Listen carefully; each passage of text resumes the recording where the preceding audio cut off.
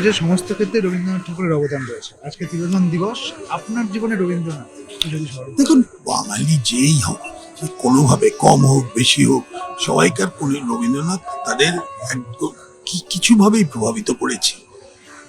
মানে শৈশব থেকে একদম আজ অব্দি রবীন্দ্র চর্চা একটা সে তো একদম it is part of natural, একদম বর্ষা শীত গ্রীষ্ম সেরকম মতো রবীন্দ্রনাথ সেরকম।